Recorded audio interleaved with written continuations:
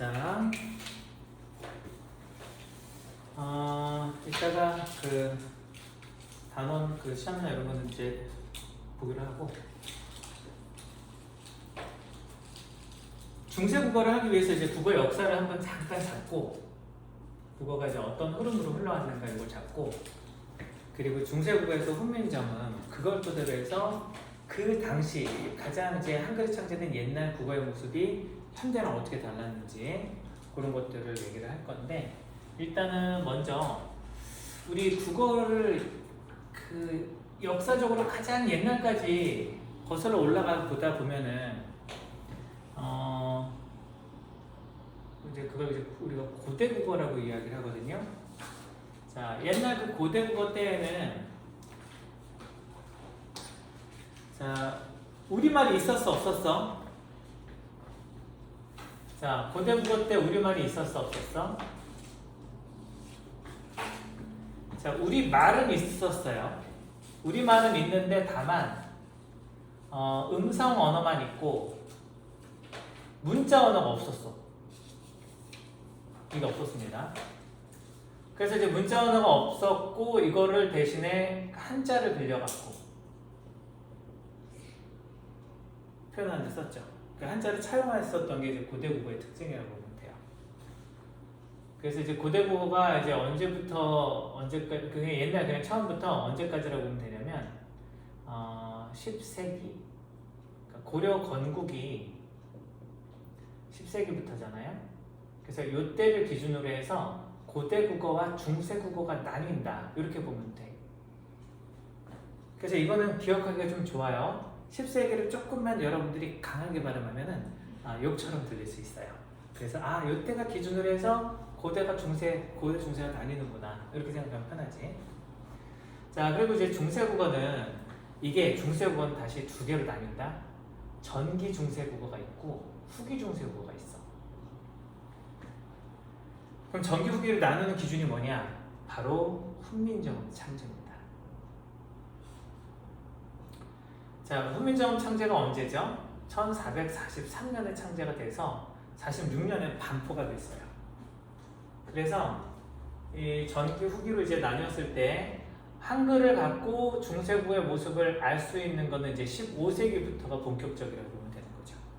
그래서 여러분들이 그 중세국어에서 훈민정음을 교과서에 실어놓고 배우는 이유가 그게 바로 우리 옛 한글 문자 언어로서 가장 옛날 모습을 볼 수 있는 자료이기 때문에 이거를 공부하는 거다 이렇게 보면 되는 거야. 그래서 이걸 갖고 우리가 판단할 때 포인트를 두 개를 잡으셔야 돼요. 이 중세국어의 모습이 첫 번째 우리 현대국어랑 비교해봤을 때 뭐가 다르냐 이거 하나. 그리고 이제 두 번째로는요, 이게 이제 여러분들 프린트를 더 줄 수도 있단 말이에요. 그래서 그럼 이제 해당 사항이 있는 건데, 이 옛날 국어의 모습들이 중세국어도 이제 15세기부터 시작되면 15세기랑 16세기가 또 다르고요, 16세기랑 17세기가 또 다르고요. 이런 식으로 중세에서 점차 근대국어로 가면서 뭐가 달라지냐 이런 것들도 얼마든지 물어볼 수 있어요. 그래서 현대국어와 다른 점하고 그리고 변화 양상 이 두 가지를 초점을 맞춰가지고 우리말의 모습을 보면 된다. 그래서 고대국어는 지금 교과서에서 아직 언급을 제대로 안 하고 있기 때문에 여러분들이 공부하는 거에 있어서 부담이 확 줄었어.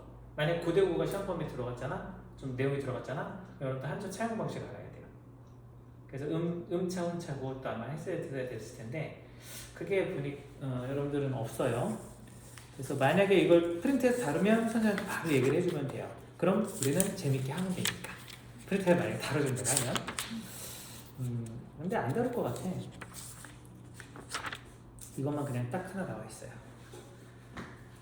자, 그래서 일단은 그 중세국어 이후에 그럼 근대로 가는 그 기점은 어떻게 되냐? 근대국어로 이제 가는 거는 16세기 후반부터 17세기 요 사이에서 그러니까 근대국어가 시작된다고 얘기를 해.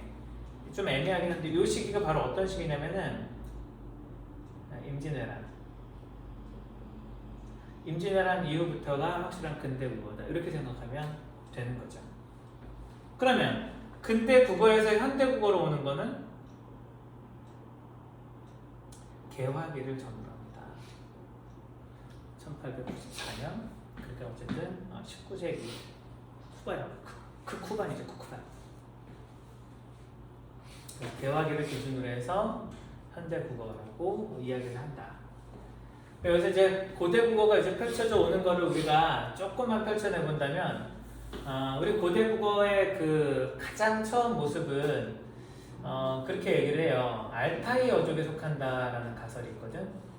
그래서 알타이 공통 조상 언어에서 거기서부터 이제 쭉 시작돼서 나왔을 거다.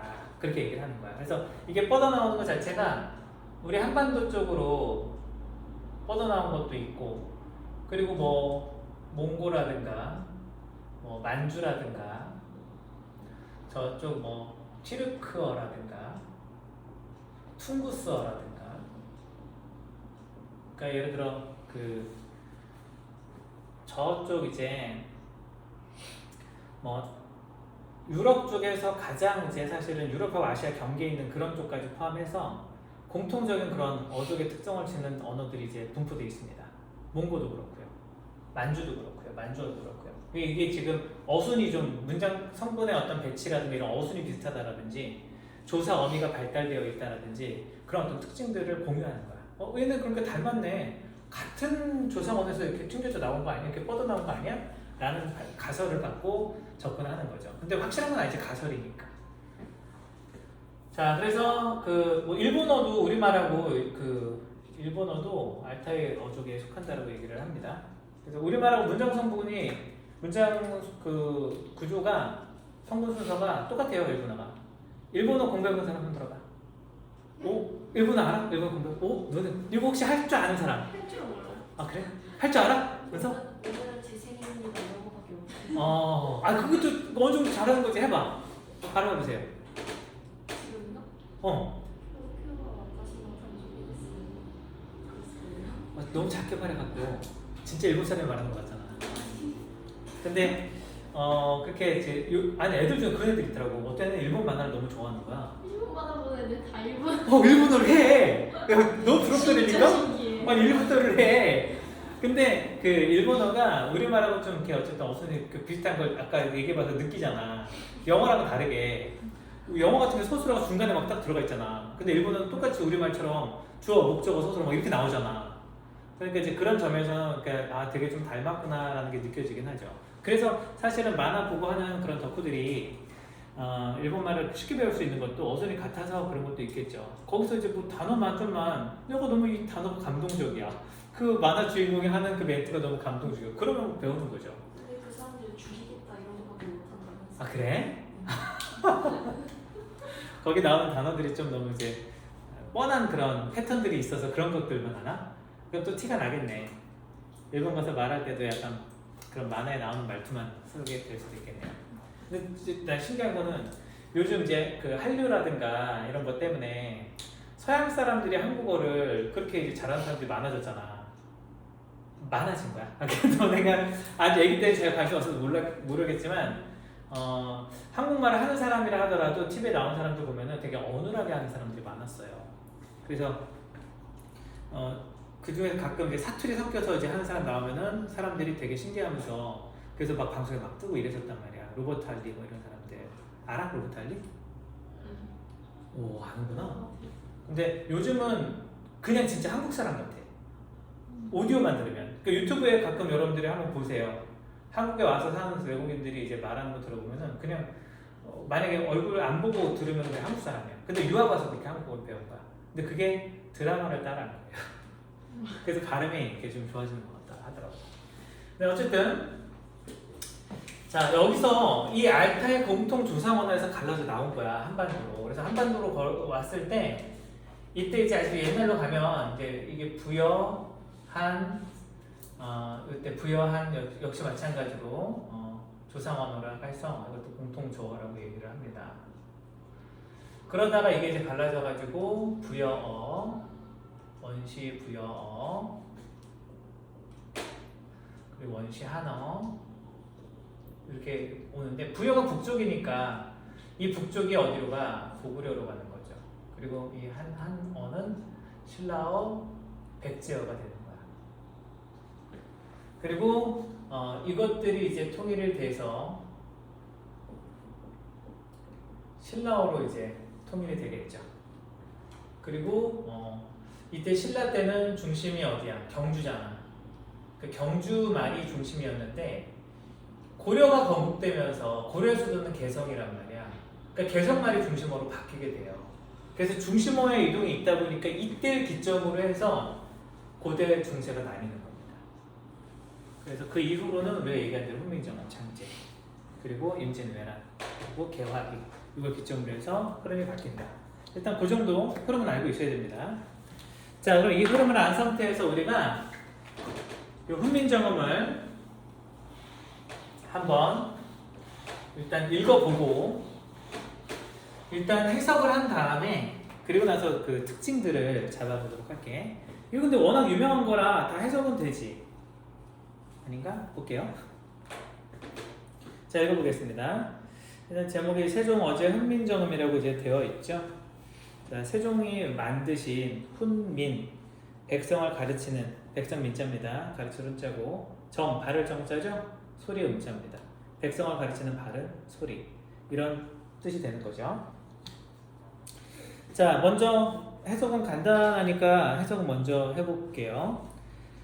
나란 말씀이 둔기게 달아 문자와로 서로 삼았디 아니할세 이런 전철 어린 백성이 이루고 절빼셔도 마침내 제 뜻을 수렵하지 못할 놈이 하니라. 자, 일단 여기까지 잠깐. 나란 말씀이라고 하는 건 나란 말이 말씀이라고 된 게 얘들아 이건 지금 해석이야. 문법적 특징 아무것도 안 하고 있어. 나란 말씀이라고 할 때 이 말씀이라고 하는 게 말로 해석하셔야 돼요. 이거 중요합니다. 왜? 옛날엔 높임 표현이 아니었던 얘기야. 자, 그러니까 옛날에는 그냥 말을 뜻하는 거였잖아. 일반적인 말을 뜻하는 거에서 오늘날의 현대에는 뭐로 바뀐 거야? 높임 표현이라든가 겸양의 표현으로 바뀐 거죠. 그러니까 쓰이는 범위가 늘어났어, 확대됐어, 축소됐어? 높임 표현이 확대된 거예요? 더 많이 쓰이는 거예요? 높임 표현은 특정한 대상한테만 쓰는 거잖아. 그러니까 범위가 줄었죠. 자, 그래서 이게 오늘날 입장으로 봤을 때에는 옛날이 더 어때? 두루두 다 쓸 수 있었어. 말씀이라는 말을 높은 사람한테 쓰는 게 아니라 그냥 다 그냥 썼단 말이에요. 일반적으로. 그렇기 때문에 이거는 뭐라고 할 수 있냐면 의미가 축소된 걸로 봐야 돼요. 의미 축소, 이걸 다른 말로는 어의 축소라고도 이야기합니다.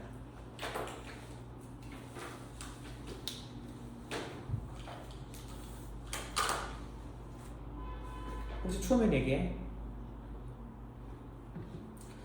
자, 그래서 나란 말이 중국의 다라에서 중국의 애라고 하는 거 밑줄합시다. 이거는 중국과 다르다 그 얘기예요. 그러니까 뭐뭐과 와과 이거 뭐죠? 부사격 조사죠? 비교할 때 쓰는 비교 부사격 조사입니다. 문법 할 때 했었어, 그지? 옛날에는 비교 부사격 조사 중에 애가 있었구나. 이걸 이렇게 해석해야 되겠구나. 자, 그러니까 중국과 달라서 달라는 달라야 달라. 달라서 문자와 어떤 문자? 중국 문자와 즉 한자와 서로 사마띠 뜻 알아놓으세요. 사마띠는 통하지 이런 뜻입니다. 통하지 아니할세. 자, 통하지 아니할세에서 리을세 이거 테두리 묶어줄게요. 어마어마하게 자주 나와요. 뭐뭐할세, 리을세 이거는 뭐뭐이므로 뭐뭐이기 때문에 이런 뜻입니다. 자, 다시 중국과 달라서 한자랑 중국의 그 문자랑 서로 통하지 아니한다고 느끼고 있어. 거기까지 끊어볼게요. 여기까지 우리가 내용을 조금 정리를 해보자면 어떤 사상이 바탕에 담겨져 있냐면 왜 그런 말 하잖아. 역사에서 중국에서 주장하는 게 야 한국 너네는 우리나라 속국이었잖아 뭐 이런 식으로 얘기하잖아요. 그럴 때마다 좀 짜증나잖아요. 근데 여기에서도 중국과 우리는 다르다는 인식이 분명히 있었죠. 이런 표현에서. 그러니까 여기에서 알 수 있는 게 바로 중국과 우리가 다르다라고 하는 자주정신. 그게 일단은 바탕에 하나 깔려 있다. 그걸 일단 판단할 수 있다는 거. 자, 그다음 볼게. 아니함으로 이런 전차로 전차 단어 알아놓으세요. 전차는 이러이러한 이유로 까닭으로 이런 이유로 이런 까닭으로 어린 백성이 이루고자 할 때이셔도 자 어린 자 어리다 이게 옛날에는 오늘날과 좀 뜻이 달랐다. 옛날에 어리다가 무슨 뜻일까? 아는 사람 어리석다. 오늘날은 나이가 적다 그건데 이때는 어리석다 이런 뜻이기 때문에 의미가 달랐어요. 그러니까 의미가 아예 달라진 거잖아요. 이거는 축소되고 확대되는 그런 게 아니기 때문에 이런 걸 의미 변화 또는 의미 변동 그렇게 보면 되겠습니다. 그래서 옛날에는 자 혜린아 오늘날 최근 너 어려 보인다 하면 기분 좋아 안 좋아? 안 좋지 않아요? 안 좋아? 아 어려 보이는 거 싫어요? 아, 옛날 뜻 말고 오늘날 뜻으로. 오. 아니 모르면 안 좋. 제 나이엔 안 좋은 거 아니에요? 저보다 나이가 많아야지 좋은 거 아니에요? 아 그래? 은서는요? 어려 보인다면 싫어요? 약간 못 말하는 것 같아요. 뭐 같다고? 아 좀 그냥 얕잡아 보는 것 같아서? 네. 아 그래? 아 너네가 그래 아주 어리군요. 아니 보통 열일곱인데 맞아요. 아니 그치 아니 어린데 어리다고 그치 아니 그게 어린데 17인데도 애들이 그런 애들 있단 말이야. 어려 보인다면 아 그래 하면서 좋아하는 애들 있단 말이야. 근데 너는 그럼 재민이 같다는 거잖아요. 재밌게 했다는 뜻으로 보여요? 아 그렇구나. 약간 근데 그런 느낌. 그렇게 이제 좀 발끈하는 게 실제로 어린 거고요. 만약에 이제 어려 보인다라고 했을 때 되게 좋아하잖아. 그럼 늙은 거예요 이제 그때부터. 조만간 기분이 좋아질 나이가 될 겁니다. 쌤 아기같이 생겼다는 말 안 들어보셨어요? 아기같이 생겼다? 아니, 그거는 어떤 의도죠? 잠깐만. 그걸 모르겠어. 좋은 거 아니야 그건? 아니 아기. 아기같이 생겼다는 누구한테 들었어? 그런 얘기를? 네. 그건 좋은 거 아니에요 아기같이? 그건 좋은 거 아니야? 뭔가 기분 좀 약간 하얗고 뽀얗고 약간. 아니 아기 같다는 건 칭찬이지. 저 맞아. 절대 동안이 아닌데. 아기가. 아 근데 이게 아기같이 생기려면 뭔가 좀 많이 작아야 되지 않나? 뭐 누구한테 들었는데? 친구한테. 친구? 그래? 그럼 뭐 어떤 뭔가 그런 특징들을 집어서 얘기를 했겠죠? 그래요. 뭐 어쨌든 그냥 어려 보인다가 아니라 그냥 아기 같다라든가 이런 것들은 뭐 나쁜 표현은 아니잖아요. 자, 어쨌든 이때는 어려 보인다라고 하는 게 물론 오늘날에도 혜린이 같은 경우는 잼민이 같이 보인다 이렇게 느껴서 화가 날 수 있는 표현이라고 할 수 있겠지만 옛날에는 너 어려 보인다라는 건 무슨 얘기야? 너 되게 멍청해 보인다. 너 뭔가 머리가 나빠 보인다. 뭐 이런 뜻이 되는 거니까 옛날엔 당연히 안 좋은 말이죠. 자, 그래서 이렇게 어리석은 백성이 이루고자 할 바가 있어도 말하고자 하는 바가 있어도 할 때라고 하는 건 할 바가 계속 해주세요. 할 바가 이루고자 하는 건 무슨 말이에요? 이루고자 한다. 말하고자 하는 거. 말하고자 할 바가 있어도는 있어도 이렇게 해서 가면 되겠네.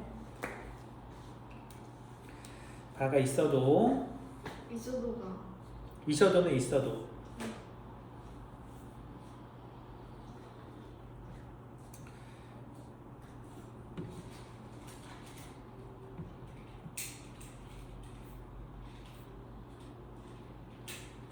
마침내 제 뜻을 자기의 뜻을 뜻은 뜻이에요. 뜻을 목적어죠. 그러니까 자기의 뜻을 싫어한다는 거 아니야. 이건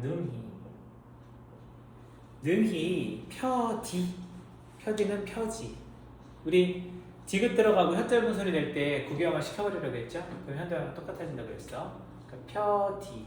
옛날 사람들 우리 얘기들 했던 거지만 펴디를 디귿을 구경만 시켜버리니까 펴지 이렇게 되잖아. 편이라고 말했던 거예요? 그랬겠죠. 그러니까 옛날 사람 되게 귀척이 쩔었을 것 같아요. 이게 근데 여자들이 말하는 거는 괜찮은데 남자들이 이러면 조금 난 그런 거 못 보거든요. 남자는 상남자여야죠. 어디 야 그거 펴띠 마! 뭐 이렇게 말하면 생각만 해도 자 어쨌든 그래서 펴지 못할 놈이 하니라. 자 여기서 놈. 자 놈이에서 놈이야 이거는. 얘들아 놈이라고 하는 게 놈 하면은 오늘날 하면은 비속어죠. 비속한 표현이죠. 물론 정겹게 말하면은 그렇게 어르신들이 정겹게 말하면 또 기분이 안 나쁠 수도 있는데 어쨌든 간에 이거는 일반적으로 쓰기에는 부담스러운 표현이잖아요. 그죠? 비속한 표현이잖아요. 생각해봐. 너네 소개팅 나갔다고 해봐. 소개팅 나가서 남자 처음 만난 애한테 안녕하세요. 뭐 하는 놈이세요? 이렇게 말할 수 있어? 못하잖아. 자, 이건 그러니까 오늘날은 비속한 표현인데 옛날에는 아니었어. 옛날에 이 놈이라고 하는 거는 그냥 일반적인 사람을 뜻하는 거였어. 전혀 이게 아니었어. 그러니까 옛날에 어땠어? 두루두루 쓰였겠지.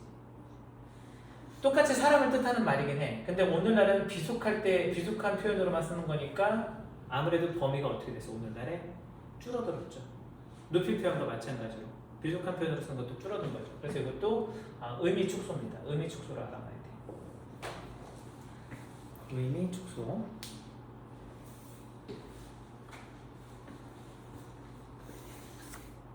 자, 그래서 못할 놈이 하니라. 이거 잘 안 들린다.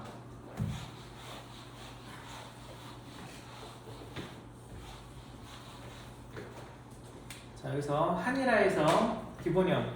하니라는 요 하다가 기본형이거든요. 요 하다랑 요 하다 우리 구분해서 알아놓자라고 얘기한 적이 있을 겁니다. 위에 있는 하다라고 하는 거는 많다 또는 크다. 그리고 밑에 아래아를 찍은 하다 같은 경우가 바로 어떤 행위를 하다. 우리가 오늘날 쓰는 그 하다입니다. 그래서 do 뭐 이런 뜻이라면 위에 게 뭐 많다라는 뜻이 되는 거죠. 자, 그래서 구분해야 돼요. 이거 많음이라 못하는 그런 자기 뜻을 펴지 못하는 사람들이 많으니라. 그러니까 그것 때문에 고통받고 힘들어하는 사람들이 많다라는 거죠. 우리말이 없다 보니까 불편함이 있다는 얘기예요. 자, 그래서 내 일을 위하여 이렇게 해석하면 돼요. 어여삐 너겨. 자, 어여삐 밑줄할게. 어여삐라고 하는 게 뭐냐면 어여쁘다죠. 어여쁘다. 자, 어여쁘다가 오늘날은 어떤 뜻이야? 예쁘다 그 얘기죠. 옛날에 어여쁘다는 뭐였냐면 불쌍하다 그런 뜻이야. 의미가 완전 다르죠. 완전 달라졌잖아. 그러니까 이것도 뭐야? 의미 변동, 변화. 의미가 아예 변해버린 거예요. 오늘날에는 너 어여쁘게 생겼다 하면은 칭찬이죠. 그 말 들으면 기분 좋겠죠? 또 이제 의심부터 하는 애들, 왜 이런 말을 왜 나한테 하지? 의심부터 하는 애들이 있는데 옛날에는 너 어여쁘게 생겼다라고 하는 것은 완전 어감이 다르죠. 그러니까 불쌍하게 생겼다는 얘기야. 오늘날도 그런 거 있잖아. 왠지 쟤 불쌍하게 생겼어. 그런 애들 있잖아. 또 쟤 뭔가 억울하게 생겼어. 이런 애들이 가끔 있죠. 자, 그래서 어여삐 여겨 세로 28자를 맹가노니. 자, 일단은 여기 어여삐 여겨서 세로 28자를 만들게 됐다까지 끊어볼게요. 결국 봐봐. 여기에 담겨있는 게 뭐가 있어? 백성들을 불쌍히 여길 때잖아. 왕이. 그러니까 이거 뭐야? 애민정신. 애민정신 깔려있구나. 그리고 맹가노니를 따로 밑줄해 주시고요. 거기에 이제 플러스 알파로 이건 학교에서 얘기하기도 하고 안 하기도 하거든. 어쨌든 새로 만든 거니까 창조정신 들어있다고 얘기할 수 있습니다.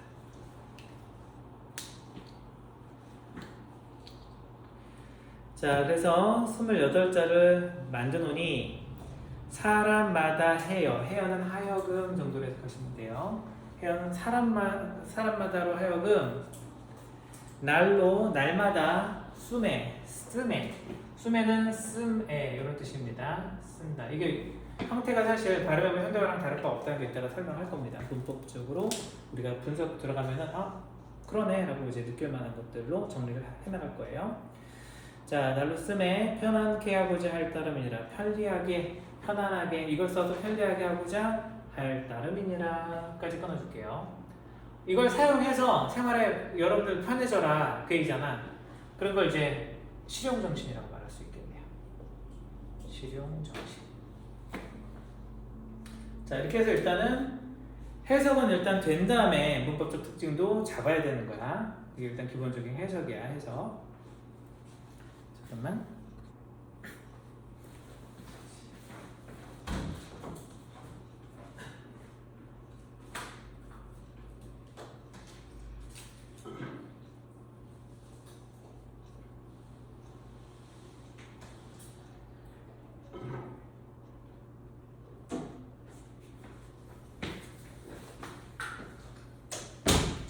자, 그러면 이걸 바탕으로 해서 이제 특징들을 한번 잡아보도록 할게. 일단은 현대국어랑 이제 다른 점을 볼 겁니다. 첫 번째,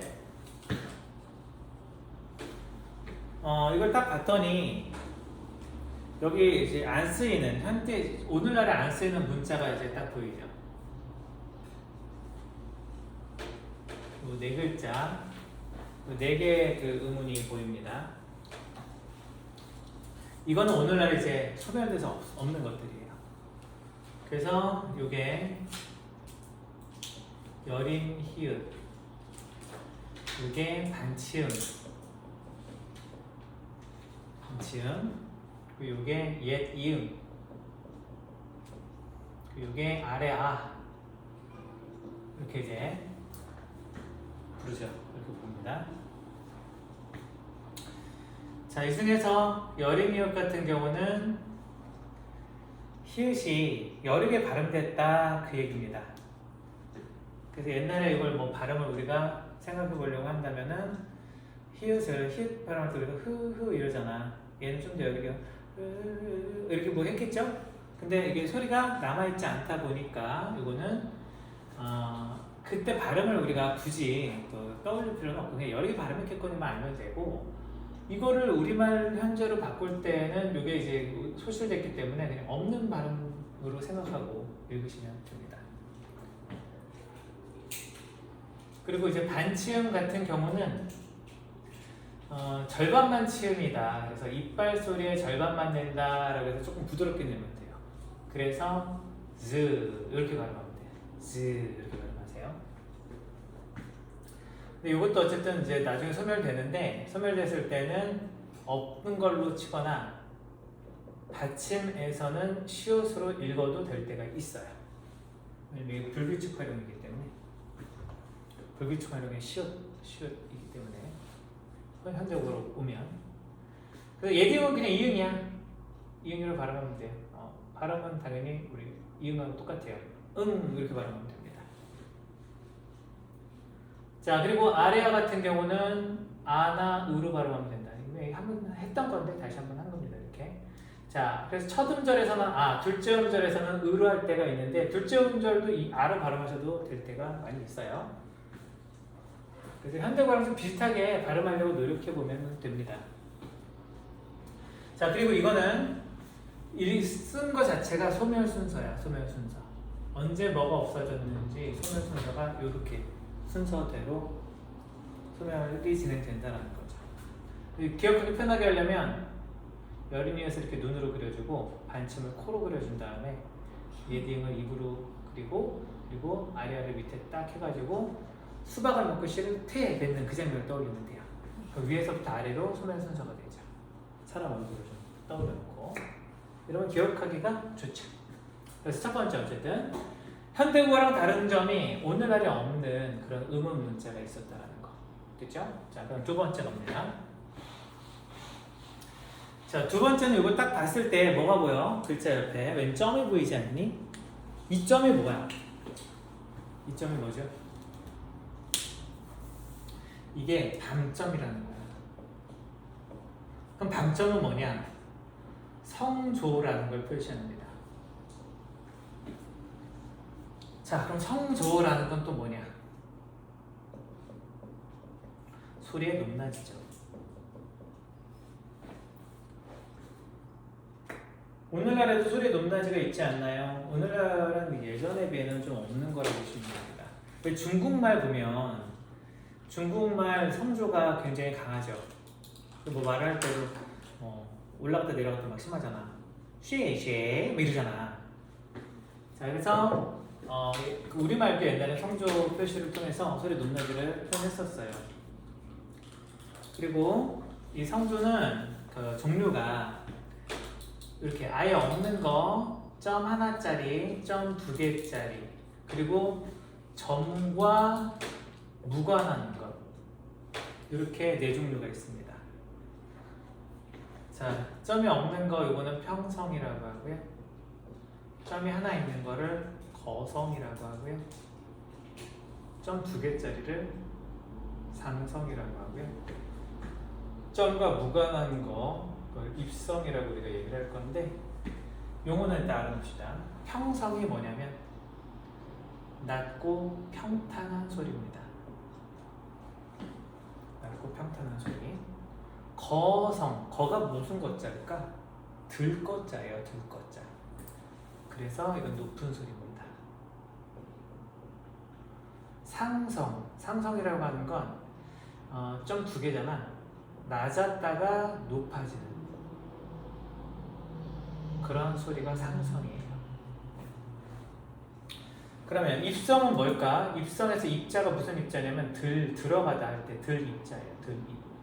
이렇게 생겼잖아. 소리가 들어가다 그 얘기야. 들어가는 소리. 소리가 어떻게 들어가나요? 뭐 이런 거 뭐랑 관련 있을까? 점과 상관이 없고 받침과 상관이 있어요. 받침이 오게 되면 받침이 뭐가 오냐에 따라 소리가 끝이 닫혀버리죠. 그래서 받침은 우리 기억하기 편하게 여러분들 그 아이돌의 조상님이 누가 있는지 알아요? 요즘 아이돌의 조상뻘 너네가 알려는 분이 동방신기 알아요? 당연히 알죠. 아는구나. 동방신기. 이게 받침이 오면 입성이에요. 그래서 아를 발음해 보는 거랑 어때? 앞 다치죠. 다치죠. 그리고 이것도 뭐 마찬가지지. 그리고 앞도 다치죠. 아가 아니라 앞 하면 다치죠. 악하니까 갑자기 그 생각. DP 봤니 너네? 맞죠. 구경 너무 좋아요. 숙제 안 하고 DP 봤구만. 구경 너무 잘생겼어요. 그 44인 거 알아요? 누구 말하는 거지? 구교환. 구건이 뭐야? 한오열. 저기 그 상병? 44일. 그래? 그렇게 안 보던. 황장수는 미필이에요. 오. 쩔죠. 와 40살이야? 근데 왜 이렇게 젊어 보여? 완전 잘생겼어요. 연기 너무 잘하더라. 연기 진짜 잘해요. 되게 능청스럽게 연기 원래 너무 잘하. 땡영화 많이 하는 사람이에요. 그렇구나. 파고 들었군요. 허들이 좀 됐어요. 아. 저는 그 아신전 전부터요. 그래? 아신전에 나왔어요. 그랬구나. 아이다만으로. 그랬구나. 근데 거기 DP 다 봤어 6화까지? 다 봤죠. 저 2번 봤어요. 군대 가고 싶어졌겠다. 네? 군대 가고 싶어졌겠어. 아니요. 연서 봤어? 그 명작을. 너네 못 보지 않아 근데? 아니 넷플릭스 있으면 그냥 볼 수 있죠. 그래 그게 19세야 19세야. 어차피 엄마 아빠랑 보는 거라서. 그래? 군대 얘기 안 하고 싶었어. 근데 재밌어. 진짜 현실감이 쩔기는 해요. 그니까요. 아빠가 보고 1시간 내내 군대 얘기 떠들었대. 그래? 모르겠어. 재밌어. 우리 아빠도 신기하고. 거기서도 이제 병사들이 뭐 명령하고 할 때 구호로 그냥 이게 아니라 이럴 때가 있거든. 그것 때문에 좀 떠오르긴 했는데 소리가 딱 닫히면서 이렇게 절도 있게 소리가 나죠. 그래서 소리가 굉장히 입성이 되면은 딱딱 끊어지는 느낌이 들게 됩니다. 자, 그래서 입성은 어쨌든 받침과 상관이 있고 점이 몇 개 오든 상관이 없습니다. 근데 일반적으로 상성은 잘 오지 않겠죠. 자, 봐봐. 그래서 이거를 이렇게 기억하기 편하게 하려면 이렇게 기억하면 편해요. 이런 표시로 해서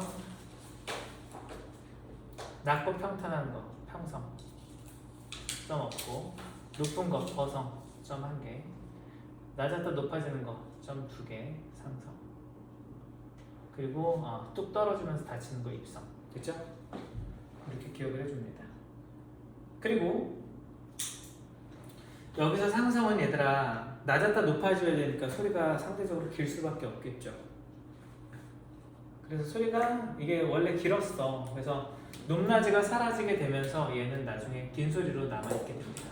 긴 소리, 즉 장음으로 남아있는 거지 장음으로 변하는 건 아니야. 원래 소리가 길었던 거야. 이렇게 알아놓으면 된다라는 거. 자, 그래서 이게 방점입니다. 이때는 두 번째 방점을 통한 성조 표시가 있었구나. 지금 알아보시면 되겠어요.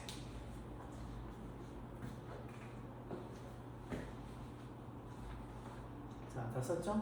지운다.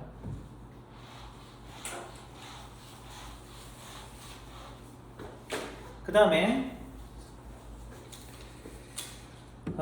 점 말고 이걸 딱 봤을 때 나란 말싸미 요거를 딱 봤더니 세 번째 특징 이때는 뭐가 중심이었어? 이어적기가 중심이었구나. 자, 이어적기 위주의 표기였다. 나란 말싸미 이렇게 말싸미 이렇게 되고 있죠.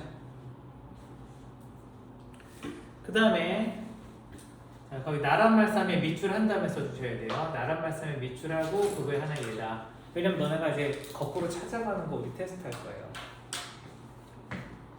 그 다음 이제 네 번째. 자, 네 번째가 뭐가 있냐면 달아.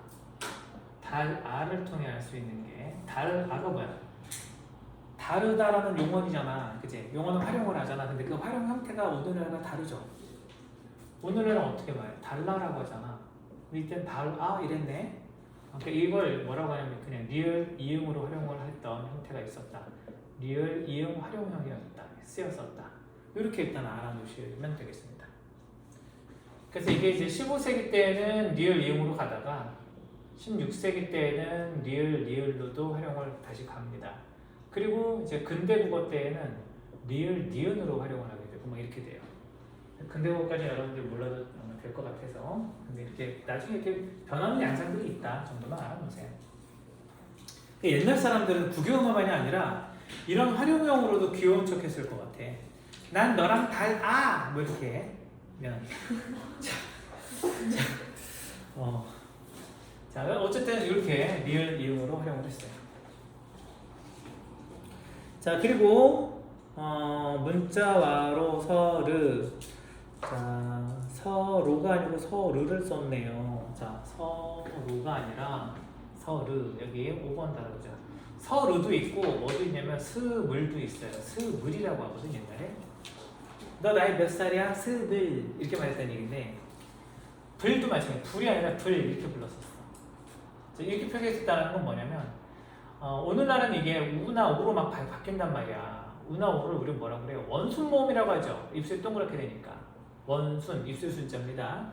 원순 모음이 되는 걸 우리 원순 모음화라고 하는데 오늘날에는 원순 모음화가 다 완료가 돼 있어. 근데 옛날에는 어떻게 했던 거야? 안 됐었던 거야. 원순 모음화가 되지가 않았구나 라는 사실. 원순 모음화가 나타나지 않았었다 라는 거. 그 다음 사마띠를 볼게요. 사마띠 6번. 자, 사마띠는요 기본형이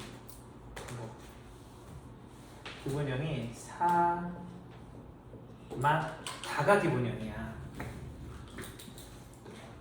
받침이 원래 뭐였다는 얘기야? 치읓이었다는 얘기야. 치읓이었던 거 어떻게 하나요? 연음됐던 걸 보면 알 수 있어. 이어졌게 된 거 보면은 치읓이 있어. 그러면 왜 치읓이 그대로 안 쓰이고 시옷으로 쓰이고 있나요? 왜냐면 옛날에는 받침에 올 수 있는 종성의 수가 한정돼 있었어. 특히 이때는 몇 개로 한정돼 있었냐면 8개로 한정돼 있었어.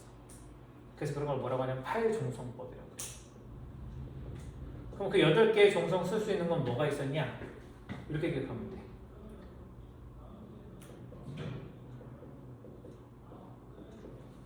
가느다란 물방울 쇼 이렇게 하든지 아니면 여러분들이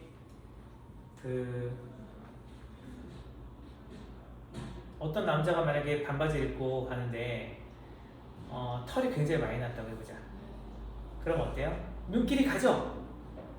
아, 저거는 털인가 정글인가? 이러면서 눈길이 가지 않습니까? 아닌가요? 더러워서 눈을 피하게 되나요? 자, 그때 그게 뭔가 특이해서 눈빛이 간다고 했죠. 아, 그러면 그 털에 뭐 이렇게 모기가 날아 들어가갖고, 원래 털이 너무 수북하면은요 모기가 물려고 갔다가 거기서 죽는다? 갇혀 못 빠져나와. 곱슬머리도 그런 경우 있어. 곱슬머리 되게 심한 애들, 그 안에 모기가 죽어갖고 야 이거는 파리지옥도 아니고 모기지옥이냐? 뭐 이런 애들이 막 놀린 적이 있거든. 근데 여기에서 지금 그런 것들로 여러분 기억하려고 한다면, 그랬을 때 그놈 다리만 보여서 이렇게 기억해도 되겠죠. 어떻게든 편한 걸로 기억하면 된다는 거. 이게 어쨌든 8종성법이에요. 나중에는 이제 8종성법에서 7종성법 이렇게 바뀌긴 하는데, 자, 그 다음에 사마띠 아니할세 이런 전차로 어린 백성이, 자, 백성이 이루고자 홀빼이셔도 할 바가 있어도, 자, 홀빼 밑줄에 볼게. 할 바라고 하는 거에서 이게 지금 홀빼라는 표현이 리을이 있고 여러 개씩 있단 말이야. 자, 그리고 홀배라고 했는데 이게 뭐냐면 할 가에다가 이가 붙은 거예요. 그럼 이 이는 뭘까? 주격조사야. 주격조사 형태가 오늘날과 좀 달랐다는 거죠. 6번이니 5번이니? 7번이니? 7번이요. 7번이거든 벌써. 7번. 자, 주격조사 형태가 이 그리고 제로 주격, 이 세 가지 형태를 띄었었다. 알아보세요. 그래서 요 이 같은 경우는 자음 뒤에서는 이가 와요. 예를 들어 달이 밝다, 달이라고 했겠죠?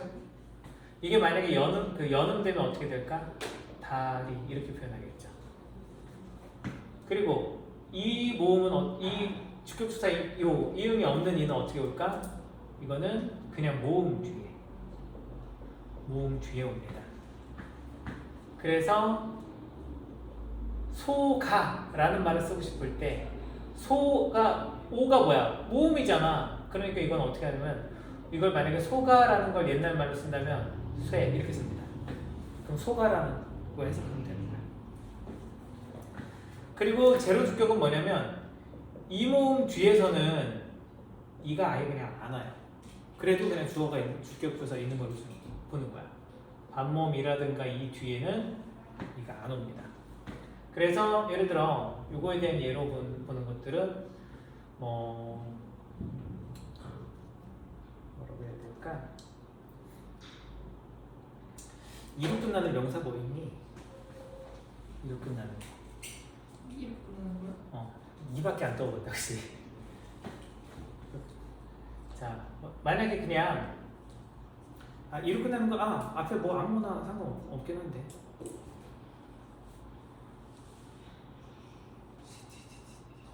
어떻게 안 떠오르지? 비. 자, 비가 내린다 할 때, 비 내린다 라고 할 때 이게 비가 내린다. 왜? 이 모음 뒤니까 제로 주격인 거죠. 주격조사가 있는 걸로 본다라는 겁니다. 자, 그렇게 이제 보면 되겠고, 그 다음에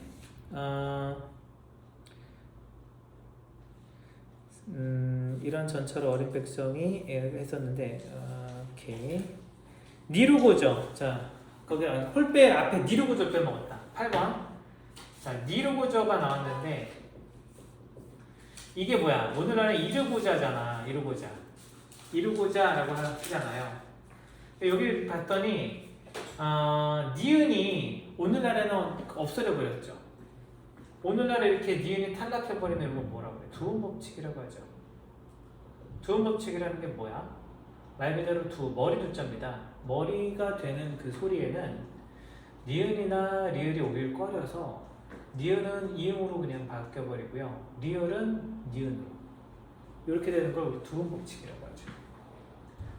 이게 근데 이제 남한에 국한된 거야. 북한은 두음 법칙이 적용이 안 됐어요 아직도. 그래서 왜 그 북한 뉴스 보면은 맨날 똑같은 파마하는 아줌마 나오잖아. 아나운서 아줌마. 그래서 위대하신 명도자 뭐 이런 말 하잖아요, 그죠? 뭐 노동당 뭐 미사일 노동 1호가 발사되었습니다 이렇게 말하잖아.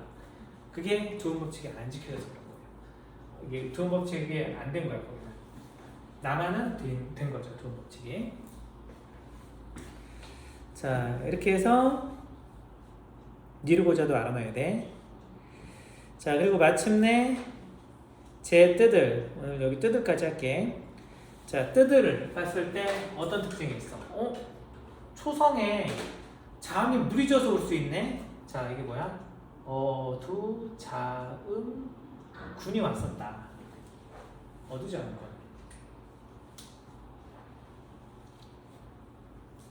자 그래서 이게 어두자음군의 예로 밑줄 쳐놓고 알아놔야 됩니다. 자 그래서 요거를 봐봐. 다음 시간에 요걸 끝까지 다 특징을 잡은 다음에 요거 우리 시험을 봐야 돼요. 근데 우리가 그 상충곡이랑 춘향전 그거 지금 지난번 숙제 있었잖아. 그게 아직 안 되었기 때문에 그거 뭐 다음 주까지는 좀 할 수 있겠죠? 다시 볼게요. 어디자분이 어떤 거? 어떤 거? 어디자분. 어두자한 건 그거 뜨들. 여기에 그 제 뜨들에서 비읍디귿 이렇게 왔잖아. 초성에 자음이 무리져서 못 오잖아. 종성에는 와 못 와. 종성에는 오늘날에도 오죠. 예를 들어 갑 쓸 수 있죠.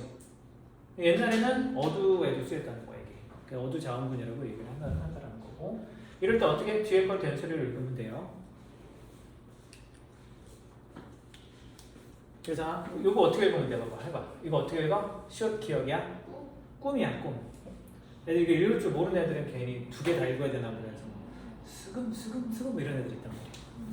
그냥 뒤에 걸로 되는 소리 이렇게 읽으면 돼요. 자 그럼 봐봐. 숙제를 이렇게 할게. 우리 지난번 그 프린트 있잖아.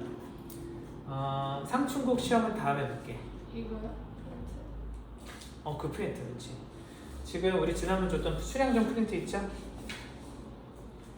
춘향전 프린트 문제풀이 한 30문제 정도 될 거야. 다 하는 거예요? 그쵸? 그리고 그 상충곡 있잖아. 그리고 그거 평가 문제집 있죠? 평가 문제집 단원 종합 문제. 단원 문제 프리. 그리고 우리 오늘 한 거 요거는 다 한 다음에 볼 테니까 이거에다가 다음에는 그거 시험만 다시 볼게. 상충곡 해석 테스트 봅니다. 이거 이렇게 세 가지만 할게. 이 정도 할 수 있지? 이건 잘 해와야 돼요. 이 세 가지를 숙제로 해서 잘 해오면 되겠습니다. 소단원은 이것도 하는 거예요? 소단원, 그 소단원 평가가 그 단원 마무리 평가예요. 아, 그래? 그렇지. 그걸 해오면 되는 거지.